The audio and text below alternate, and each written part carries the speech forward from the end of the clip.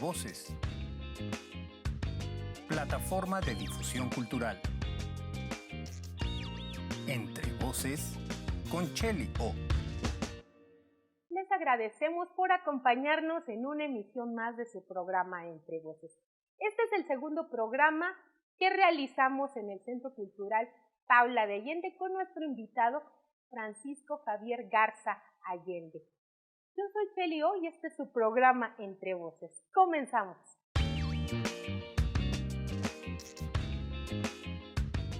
Nos encontramos nuevamente en un segundo programa en el Centro Cultural Paula de Allende, la que fuera la casa de la escritora Paula de Allende. Pues muchas gracias por recibirnos nuevamente. Nuevamente bienvenido. Muchas gracias. Platícanos de la familia de Paula de Allende, cuántas hermanas o hermanos tuvo y bueno, si también se dedicaban a la cultura. Sí, mira, Paula, mi madre, es la hija mayor de 4 hermanas. Es Paula la mayor, Marta, Teresa y Guadalupe. Guadalupe de Allende, ella sí radica en Querétaro, ella también se dedicó al arte y la cultura. Fue directora de Casa de la Cultura en Casa de Cala, allá en los 70s. Posteriormente dirige el CEDAR, el plantel que conocemos allá arriba por el estadio. Ella lo inauguró, ella logró que el INBA destinara los fondos para poder hacer un recinto digno, porque siempre el CEDAR estuvo en diferentes casas en el centro histórico, no diseñadas para una escuela para sus necesidades. Bueno, mis otras 2 tías, pues ellas se dedicaron más bien a la familia y solamente Guadalupe y Paula se dedicaron al arte. Mi bisabuelo, que fue el que promovió la literatura y la música desde muy jovencitas, principalmente a Paula, a mi madre. Ella fue la que más se enganchó desde muy niña a leer por órdenes y por intenciones de su abuelo, don Guadalupe Flores. Así es como ella entra en este bello mundo de la literatura, de la música y de las artes. Así que pues ahí encontró su otro ser, aparte de haber estudiado por profesiones, tanto la abogacía y el periodismo. Inclusive hizo aquí una carrera en la UAC de psicología, trunca, pero porque falleció muy joven. Entonces, su intención era terminar. Es que platicando, fíjate, con muchos personajes, con Juan Antonio Villa, por ejemplo, con Enrique Villa, que ¿cómo, qué hubiera pasado? ¿Hasta dónde hubiera podido haber llegado? Porque hay que recordar que ella pues impulsó muchísimo la cultura. La Secretaría de Cultura, de aquel entonces en la administración de Mariano Palacios Alcocer, fue proyecto de los dos, pero no llegó a verlo. Entonces, junto con el maestro Serrano, darle intención y la fortaleza a la Casa de la Cultura, porque era un recinto compartido.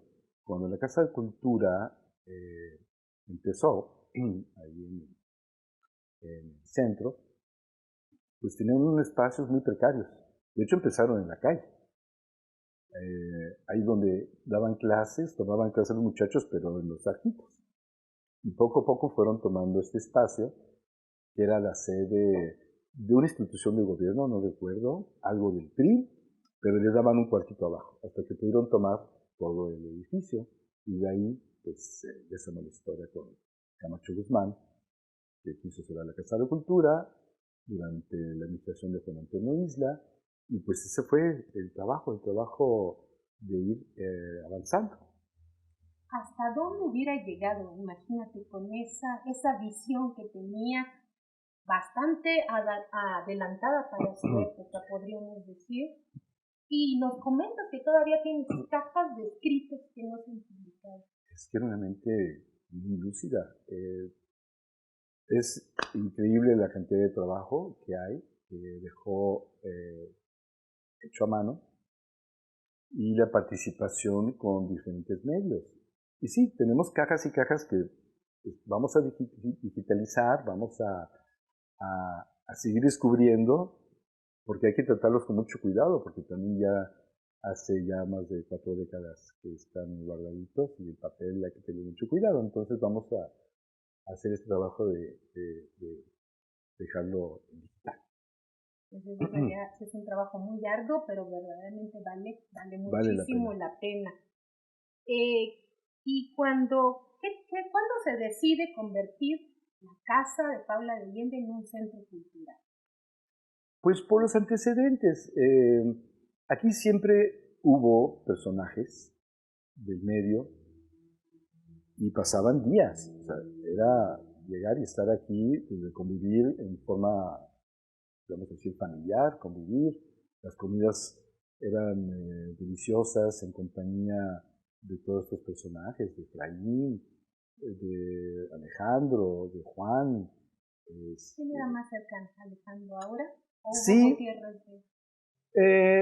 No, fíjate que Hugo Gutiérrez en esa época ya no radicaba en Querétaro. Se conocieron, trabajaron juntos, pero él más bien pues como embajador y en otros puestos que tuvo, pues él ya no radicaba en Querétaro. Pues de los que más, pues René Chambon, Alejandro Aura, Juan Bañuelos, es que todos era un pasar por aquí cada fin de semana. Venir desde la Ciudad de México a trabajar a la Ciudad de México. Perdón, a la Ciudad de Querétaro, desde México a la Ciudad de Querétaro. Les gustaba mucho convivir con él. Es que Paula era muy divertida y era muy conocedora y era muy alegre. Entonces era cantar, era brindar un copetín, comer muy a gusto y sobre todo trabajar. En esta mesita que tienes a tu izquierda, ahí se realizaron tantos trabajos. Era su mesa. Era su mesa. Era su mesa de trabajo y con ese mismo mantellito. Ahí tenía su máquina de escribir, sus cigarros salen y su plumita y a trabajar.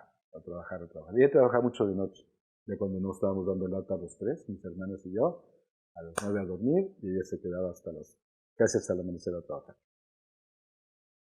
¿Le gustaba compartir sus textos con ustedes? ¿Te leía algunos de sus poemas? Pues mira, sobre todo nos leía mucho a los clásicos, sí, nos leía algunos poemas, pero sobre todo ella nos leía y nos daba muchísimo material para leer, obviamente a Cervantes, Mark Twain, etcétera, los clásicos. Lo lees y luego platicamos sobre lo que leíste, ¿no? Pues qué grande legado. Pues nos vamos a nuestra cápsula literaria y regresamos con nuestro invitado. Cápsula literaria. Entre voces con Cheli O. Frida, la artista discapacitada. Frida, el símbolo del feminismo radical. Frida, el ícono chic de género fluido, hermosa y monstruosa. Bolsas con la cara de Frida, llaveros de Frida, camisetas de Frida y ahora también una nueva muñeca Barbie inspirada en Frida, sin uniceja. Frida Kahlo se ha sometido al escrutinio mundial y a la explotación comercial. Se la han apropiado curadores de arte, historiadores, artistas, actores, activistas, consulados mexicanos, museos e incluso Madonna. Con los años, esta avalancha ha trivializado la obra artística de Kahlo para hacerla encajar en una fridolatría. En 1938, Frida Kahlo pintó Lo que me dio el agua, tal vez el cuadro que más contribuyó a propulsar su carrera internacional, pero también el malentendido internacional en torno a su figura. En esta especie de autorretrato vemos los pies y las pantorrillas de Kahlo en una bañera y flotando sobre ellos, como si emanara del vapor, un paisaje compuesto como un collage, un volcán en erupción del que emerge un rascacielos, un pájaro muerto que yace sobre un árbol, una mujer estrangulada, un vestido de teguana dramáticamente extendido, una pareja de mujeres que descansan sobre un corcho flotante. Kahlo estaba inmersa en la creación de Lo que me dio el agua, cuando el surrealista francés André Breton llegó de visita a México. Se quedó embelesado al ver la pintura. Dijo que Kahlo era una surrealista natural, y en el catálogo de la primera exposición de Frida en Nueva York, en la galería de Julien Levy, que tuvo lugar en 1938, escribió: mi asombro y regocijo no conocían límites cuando descubrí al llegar a México que su obra había florecido y produciendo en los últimos cuadros un surrealismo puro, y eso a pesar del hecho de que todo fue concebido sin tener conocimientos anteriores de las ideas que motivaron las actividades de mis amigos y mías. A pesar del epíteto de surrealista natural, facilitó la traducción del sentido de los cuadros de Kahlo para el público europeo y estadounidense. Ella siempre lo rechazó. Verse proyectada como surrealista en Europa ayudaba a los espectadores a comprender su obra de un modo más inmediato, más fácil de digerir. La consideraban una mexicana auténtica, pero con un toque internacional. Sin embargo, ser categorizada de surrealista natural también la transformó en una especie de buen salvaje de las artes, sin conciencia de su talento, desconocedora de su gran maestría. Después de su primera exposición en Estados Unidos, un crítico de la revista Time describió su obra de este modo: los cuadros de la pequeña Frida, en su mayoría óleos en cobre, tienen la elegancia de las miniaturas, los vivos matices rojos y amarillos, propios de la tradición mexicana, y la juguetona y sangrienta fantasía de una niña poco sentimental. Difícilmente se puede decir que Kahlo fuese una ingenua, que no supiera lo que estaba haciendo ni quién era. Al contrario, sabía muy bien cómo sacar partido de los elementos de su vida privada y de su herencia cultural. Los organizaba y transformaba, los utilizaba para construir su personaje público. Kahlo era una mujer mestiza, nacida en la Ciudad de México, que había adoptado un look tradicional de zapoteca tehuana. Su padre, de origen alemán, se llamaba Carl Wilhelm Kahlo, aunque solían llamarle Guillermo. Era un fotógrafo de prestigio, y la familia vivía en una mansión neocolonial en Coyoacán, la famosa Casa Azul. Frida Kahlo era más que consciente de las complejas implicaciones de la individualidad que estaba creando y manipulando. En una fotografía en 1939, tomada durante la inauguración de la primera exposición de Kahlo en París, posa delante de Lo que me dio el agua. Llevaba puesto un vestido de tehuana y su uniceja se veía todavía más marcada por un perfilador de ojos negros. Por supuesto, el modo en que se leían el arte y el personaje de Frida Kahlo dentro de México distaban mucho del modo en que estos se tradujeron a otros países y medios culturales. Igual que Breton había calificado su arte de surrealista natural y había enmarcado su obra en un discurso que la propia Frida no compartía, muchos otros hicieron algo similar con distintos aspectos de su vida pública y privada. Un ejemplo interesante es la casa estudio en la Ciudad de México, en la que Diego Rivera y ella vivieron y trabajaron durante varios años, que fueron los más productivos de ambos. A lo largo de la década de 1930, la diseñó Juan O'Gorman, el joven arquitecto que en esa época era pionero de los radicales cambios arquitectónicos que vieron la luz en la Ciudad de México revolucionaria. Antes de la Revolución Mexicana, en el país dominaba la arquitectura neoclásica y colonial propia del siglo XIX. Las mansiones de influencia francesa repartidas por la ciudad eran solitarios homenajes a una nobleza europea en un rápido declive, y la vida familiar de la burguesía mexicana se desarrollaba en los suntuosos y oscuros escenarios de sus interiores, con sus tupidos drapeados y su ornamentación excesiva. Sin embargo, tras la revolución se impusieron en la ciudad nuevas ideas sobre la higiene, la ventilación, la comodidad, la eficacia y la simplicidad. Las casas y con ellas la vida diaria se transformaron de manera radical y vertiginosa. Acorde con los cambios ideológicos y arquitectónicos del momento, Frida y Diego pidieron a O'Gorman que les diseñara una casa estudio, y este creó un espacio adaptado para una pareja de dos pintores, un hogar separado y conectado a la vez. Los edificios fueron los primeros que se diseñaron en México. para cumplir unos requisitos funcionales concretos: vivir, pintar y exponer los cuadros. En 1933, unos años después de su boda, los dos se mudaron a la casa. La zona de Rivera era más grande, con más espacio para trabajar. La de Kahlo era más acogedora, con un estudio que podía transformarse en dormitorio. Un tramo de escaleras comunicaba el taller de Frida con la azotea, que a su vez conectada con el espacio de Rivera a través de un puente. Además de ser su lugar de trabajo, se convirtió en un espacio para las aventuras extramaritales de la pareja.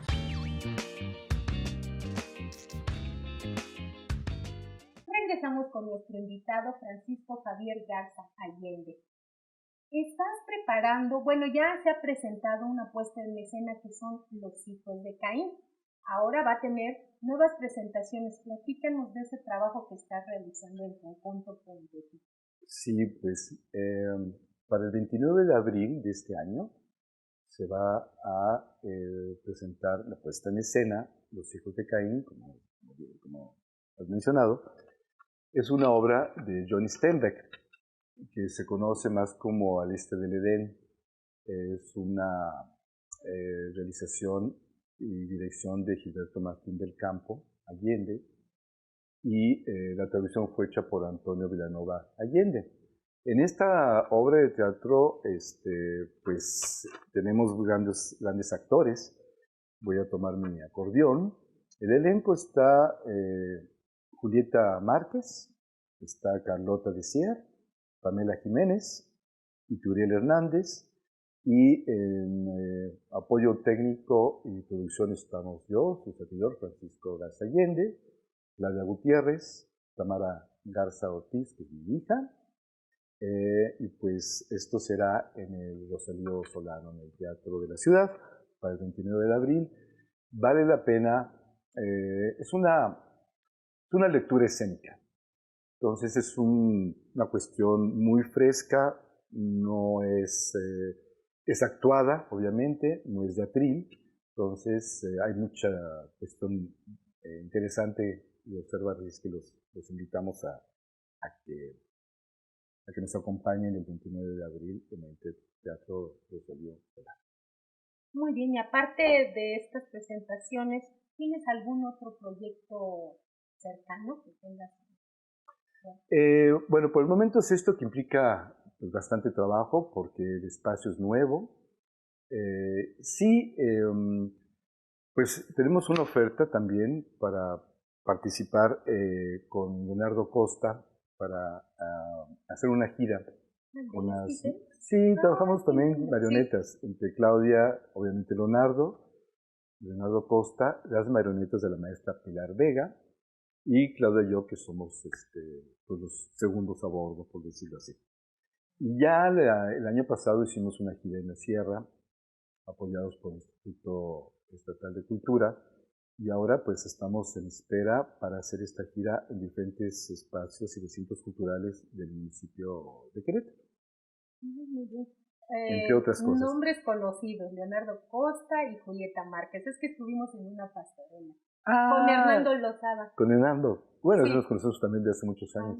Con Hernando vivimos, tú sabes, yo viví en Cancún.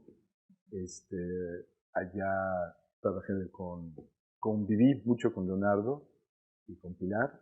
Nos conocemos desde aquí, Pilar y yo fuimos compañeros en la escuela de ballet clásico. También hice mis pininos en el ballet para desarrollar también cuestiones de movimiento. Pues estábamos muy chiquillos. Yo creo que yo 17, 18 años, bajo la instrucción de Pati Rubio. Ella trabajó mucho tiempo en Agua como maestra, ahora ya está retirada. Desde entonces, Pilar y yo nos conocemos.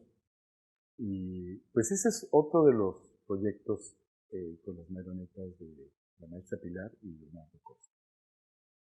Y bueno, pasando a otro tema. Los seres queridos de repente se nos van abruptamente y hay cosas que quisiéramos a lo mejor y pensamos, ay, creo que debía haberle dicho esto. O hay proyectos que no se concluyeron. ¿Hay algo que recuerdas que quisiste a lo mejor haberle dicho a Paula de León? Fíjate que fue tan rápido, de un día para otro. No fue una fecha muy agradable porque mi madre fallece el 25 de diciembre, cuando uno está de niño esperando regalos y Santa Claus me trajo un regalo muy fuerte a mí y mis hermanos. Por eso ya no creo en Santa Claus.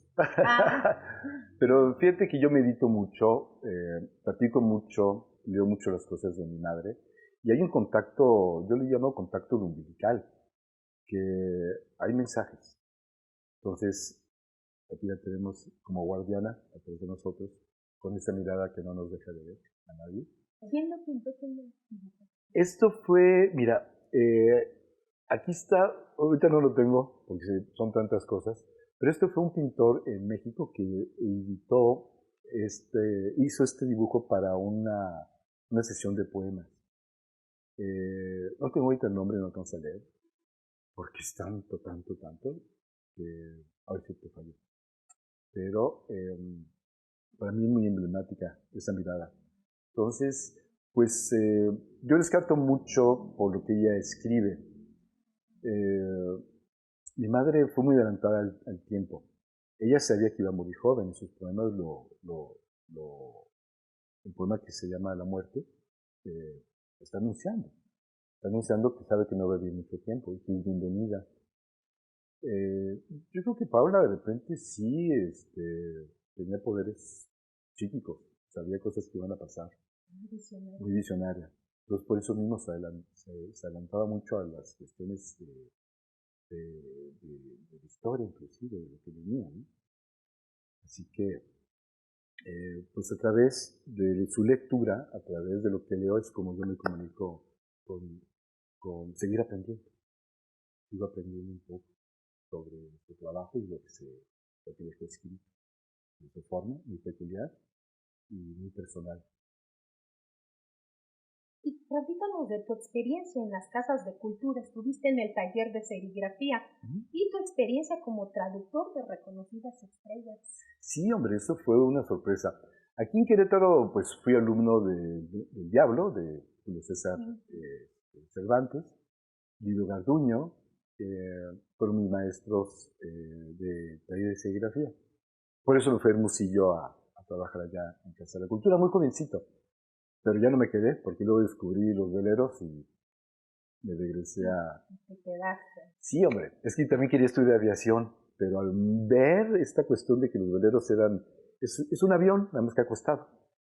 Las alas es como un avión y es la misma técnica para un planeador.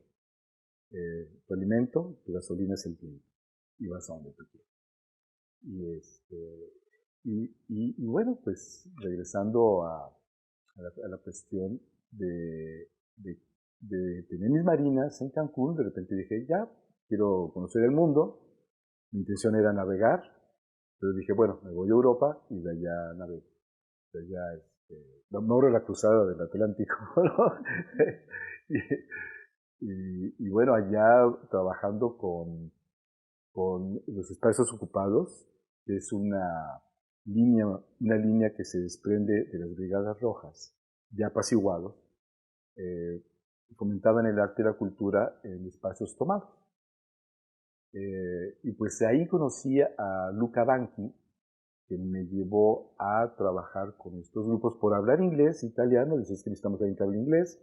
Entonces, siempre el problema fue porque venían de Alemania las compañías, venían de Inglaterra, y pues poder traducir a los representantes y a los mismos músicos que se entendieran entre italianos, alemanes e ingleses. Entonces, pues ahí me rocé con grandes estrellas de la música durante 3 años que estuve en Italia. Entonces, ¿cuántos idiomas dominas? Pues el español más o menos, ¿eh? Pero inglés y certamente el italiano, que mi piace tanto. Y el English speaking English. Y el English.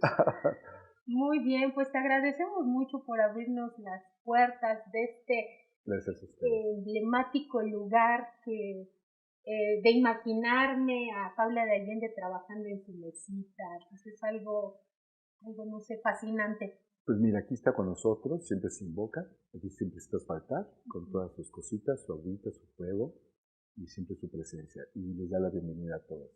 Y a través de las cámaras los manda a saludar a todos. Pues muchas gracias.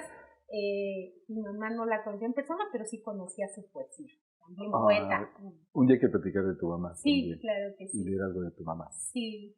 Bueno, pues nos despedimos de su programa Entre Voces. Yo soy Cheli O. Hasta pronto.